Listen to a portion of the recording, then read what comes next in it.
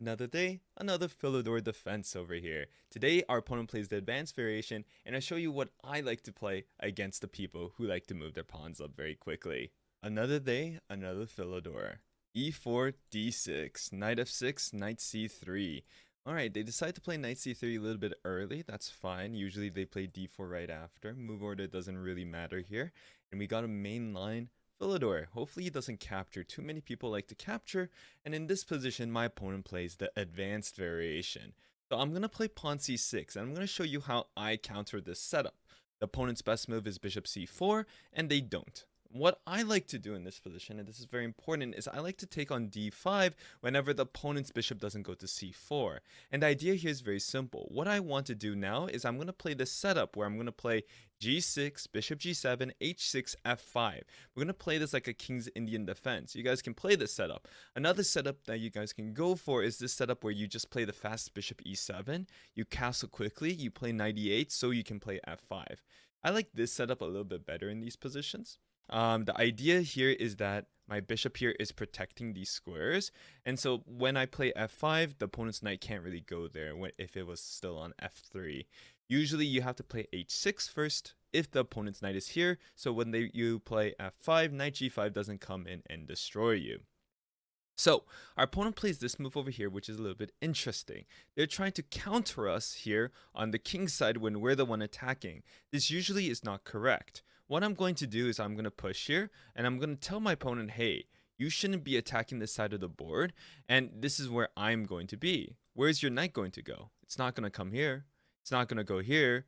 Where's the knight going to go actually in this position? The knight's actually a little bit sad in this position over here. So I think what I'm going to do is I'm going to move my knight here. I think this is a nice move for me. I'm going to put pressure on this guy over here, and I'm going to slowly bring my pieces out to attack my opponent's pawn on d5. This pawn is isolated. He's by himself. He has no friends. And because of that, this is an easy target for me to go. I'm going to play bishop e7. I'm going to play knight b6. I'm going to play moves like pawn b4. I'm going to kick this poor piece away.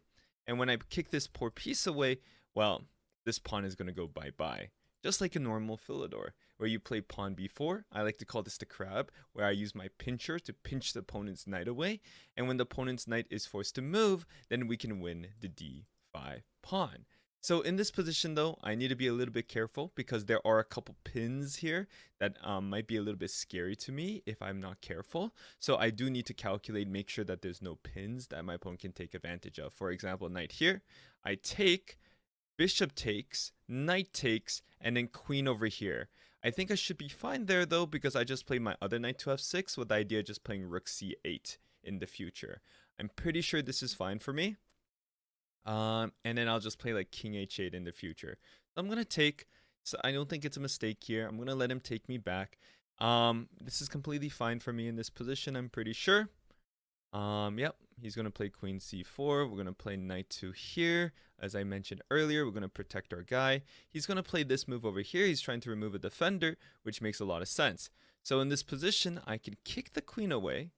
I think is a good idea here. Actually, you know what? Bishop d4 doesn't make a lot of sense now that I think about it, because I can just move the king, because they're not actually threatening to take this pawn over here.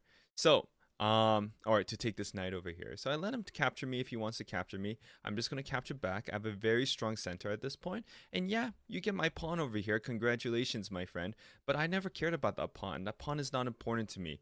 Now I have a huge center over here. Your knights are very sad, and I have some very easy targets over here on the queen side for me to attack for the rest of this game. This position is actually really nice for me.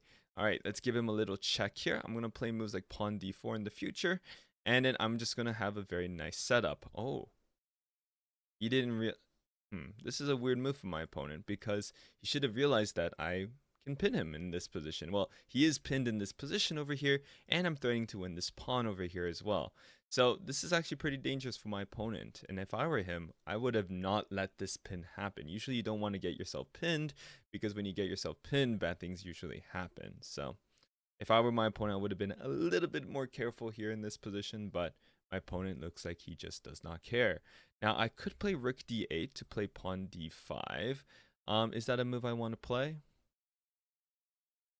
It's pretty fine. I think I can do that. Should I be scared of the f5 pawn? I don't think so. I'm just going to play this move over here. I'm going to threaten to push here. Push, push, push. And I'm going to threaten to do some discovery attacks against my opponent's queen.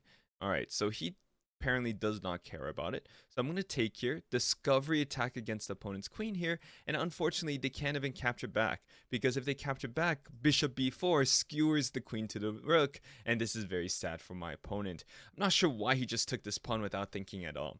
This is definitely a position where you should probably be thinking a little bit, at least a little bit, because why would your opponent just give you a free piece like that? It just does not make a lot of sense if you think about it. So the skewer is coming in hot. My opponent's queen is going to be forced to move away. He moves away. Oh, this is an interesting move, because in this position, I can actually take the rook. Because if I take the rook, I actually lose the game here. So it's actually very important here to think about what a better move in this position is than to just take the rook, because he'll just checkmate me. Luckily for me, I have this in-between move where I'm going to attack the opponent's knight and say, hey, knight, you better go away. If you don't go away, I will just eat you. And if you move your rook, well, I'll just eat your knight. So if you move your knight, I'll just eat your rook. Very simple stuff like that. Now, maybe I need to be careful about my dark squares, but the remaining piece of my opponent is this garbage knight over here. So I'm not actually too concerned about this position over here from my opponent. So yeah, pawn g6, kick the knight away, tell the knight, hey, nobody likes you, buddy. Please go away. Shoo, shoo, shoo. And yeah, my opponent's thinking hard here. And perhaps he's hardly thinking. Looks like he was been hardly thinking for this entire time. Playing fast. And this is why I always tell people, when you're calculating, guys, like, make sure you calculate before you do the cool move, because if you calculate afterwards, it doesn't matter how hard you think, you're just gonna lose, right? So this is why you calculate before the tough moves happen. Like that knight takes f5 move is a move that I would have probably thought for a long time here if I was white, and made sure there weren't any Zwischenzugs in between moves, intermezzos, that I could have done against him. And because he didn't think about this stuff, well, now he's in a little bit of trouble here. After pawn to g6, his knight is forced to move. And if he doesn't move, well, we're going to have a very good time. And so in this position, my opponent actually abandoned the game, which is not very sportsmanship-like. So let's take a look at the game analysis. When we take a look at the game analysis over here, the important thing is to always look at this bar down here. This bar actually shows a lot of things that you can learn about. And so in this game, I only played with around an 82% accuracy, and as you can see, there are a couple mistakes this game that both of us made.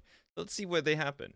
So in this position, it looks like this move was not very good. It actually suggests g5, which is actually a crazy looking move, but I understand the idea. The idea is, if you take me, then I'm going to have a huge center, a huge kingside attack, and you really don't have much here as white. And so this g5 move is very entertaining. Pushing here, it gives white a slight advantage, it seems. Knight f6 was a small mistake, should have played queen c7, and it says it's a miss. Question is, why is it a miss? That's a good question. Queen c7, queen e2, and knight b6 attacking these two pawns. They play bishop b3 and bishop f6 trying to get this guy. I see. And then this guy falls apart too. So yeah, this was just a better way than mine to attack the d5 pawn, and that's something I should take to heart in the future. So in this position though, knight f6, a6 it says small mistake, it likes more active knight c5 approach. b5, again it likes knight c5, and it still likes knight c5. So it looks like it really likes this knight c5 move a lot. I finally get b4, taking this pawn apparently was a mistake. And the reason, well, I actually don't know why it's a mistake. It says it's -1 still, so let's disregard that. We play knight f6, king h8 was good, but it liked queen c8, maybe gain a little bit of a tempo first. Take, take, take, this was definitely a mistake. My opponent cannot take that b5 pawn, and we just have a nice game for the rest of this game. Knight h5 was better, take advantage of the dark squares, rook d8, push. I'm surprised taking on f5 was good, but as you guys can see in the valuation, it's already -3, so it's game over. Take, take, here, here, and this was a mistake actually. It says a better way to win material is knight h5. I was a little concerned about like queen g5 ideas, but I guess in this position you just take, and if they take g6 at the end of this, oh no, it just does not care. Oh, because we still have our bishop. I see. And so you just play queen g6, offer the trade, attack the knight afterwards, and you win the game. Let me know if you guys enjoyed this video. Press this video over here if you want to get better at chess in 2025.